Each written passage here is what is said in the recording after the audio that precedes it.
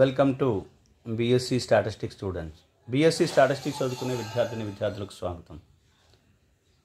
ఈ క్లాస్లో నేను random variables and mathematical expectations అనే ఒక పేపర్ ఉంది. ఈ పేపర్కి ఇంపార్టెంట్ క్వశ్చన్స్ నేను ఎక్స్ప్లెయిన్ చేస్తున్నాను. ఇది BSc honours statistics first year semester 2లో major course 4 only AP state సంబంధించిన పేపర్. ఇది ఏపీ స్టేట్కి సంబంధించిన పేపర్. ఇది రైట్. సెమిస్టర్ 2లో మేజర్ కోర్స్ 4 ఇది random variables and mathematical expectations వాళ్ళకి మాత్రం ఉపయోగపడుతుంది. ఇందులో ఇంపార్టెంట్ క్వశ్చన్స్ నేను ఎక్స్ప్లెయిన్ చేస్తున్నాను. చూడండి, చాలా చిన్న పేపర్ ఇది, చాలా ఈజియెస్ట్ పేపర్.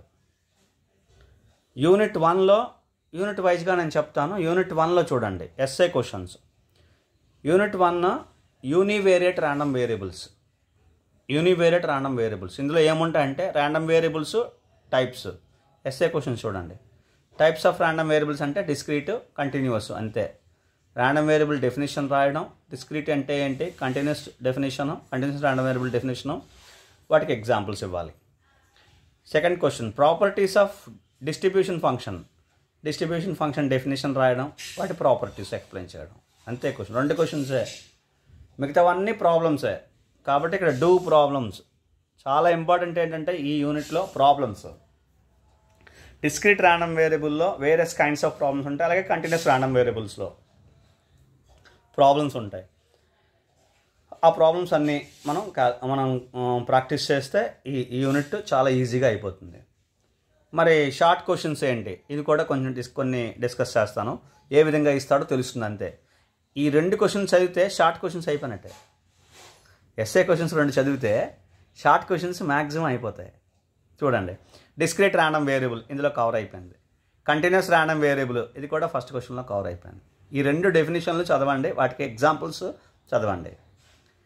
అలాగే third question, show that distribution function lies in between 0 and 1.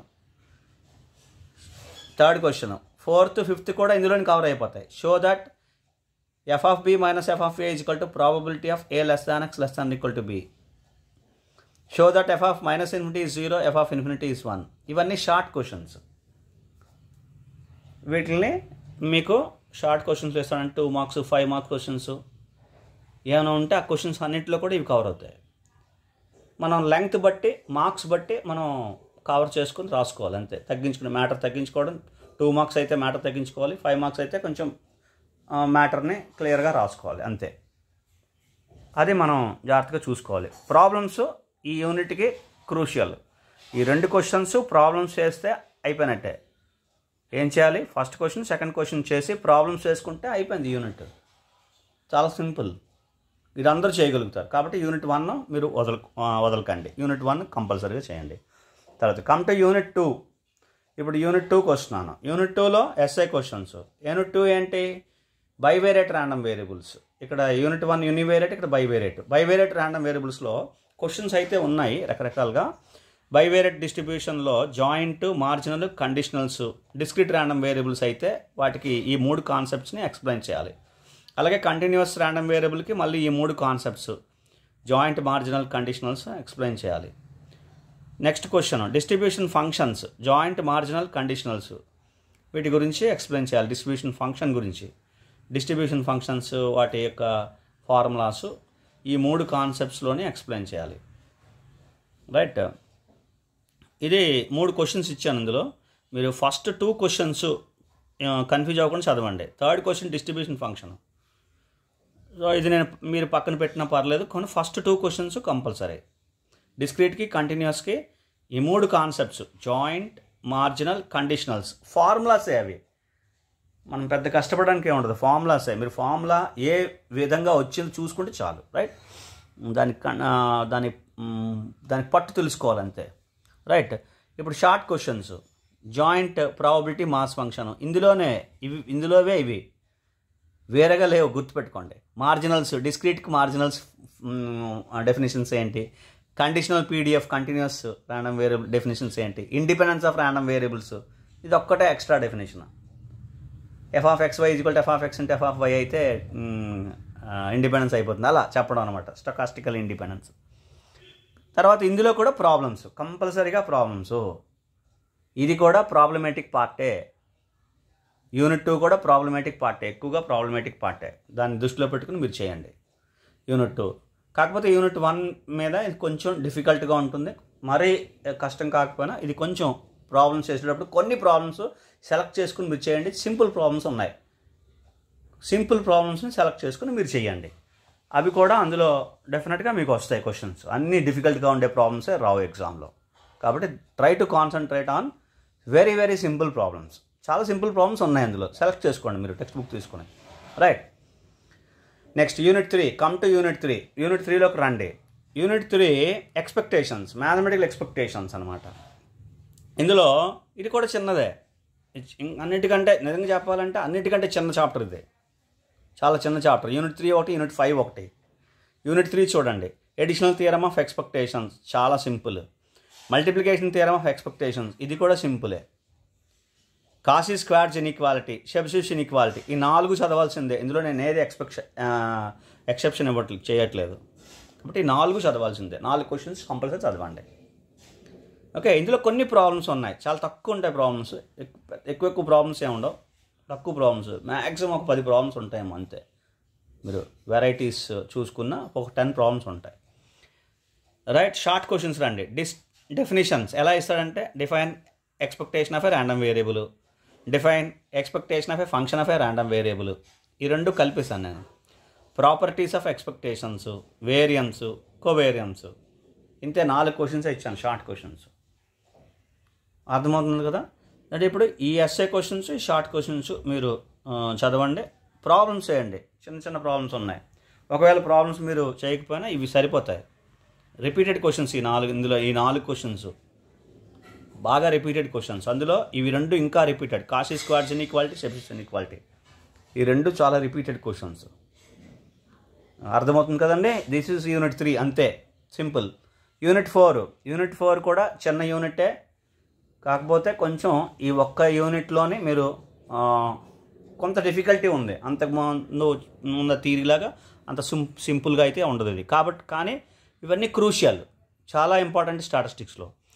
Moment generating function properties, S I questions చెప్తున్నాను. MGF properties, characteristic function CF properties, cumulant generating function CGF properties.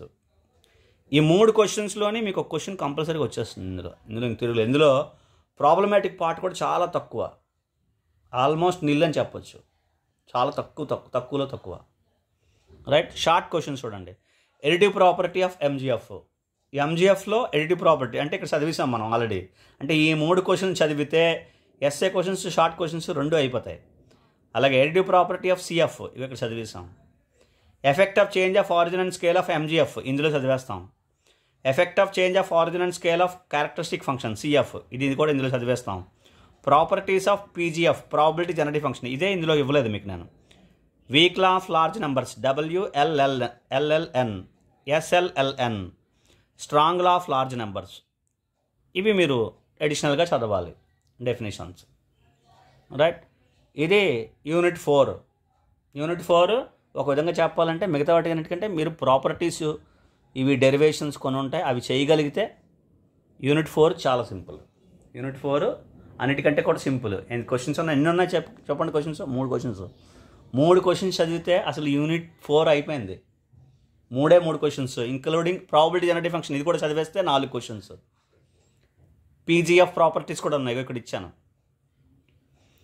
ఇది కూడా చదివేస్తే 4 క్వశ్చన్స్ అంతే. 4 questions చదివితే మీకు ఈ chapter అయిపోయినట్టే, unit అయిపోయినట్టే.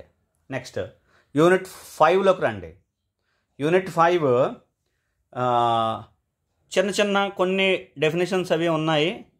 Unit 5 కూడా లిమిటింగ్ థియరమ్స్ అని కానీ, week law of large numbers, strong law of large numbers, central limit theorems అవన్నీ ఉన్నాయి ఇందులో. చూడండి ఒకసారి. ఫస్ట్ కొన్ని డెఫినేషన్స్ ఉన్నాయి. Sample, population, sampling distribution, standard error. ఒక 3-4 డెఫినేషన్లు ఇస్తాడు ఒక ఎస్ఏ క్వశ్చన్లో. లేకపోతే ఇవి షార్ట్ క్వశ్చన్లో ఉపయోగపడతాయి. ఏదో ఒకటి శాంపిల్, పాపులేషన్ ఇచ్చాడు అనుకోండి, అదొక షార్ట్ క్వశ్చన్.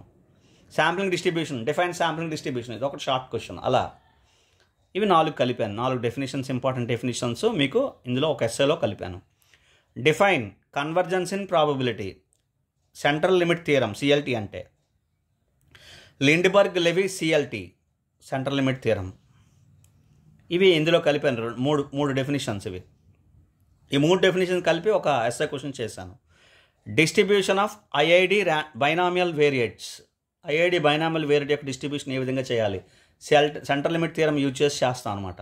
అది ఒకసారి డెరివేషన్ పార్ట్ ఉంటుంది, చూడాలి.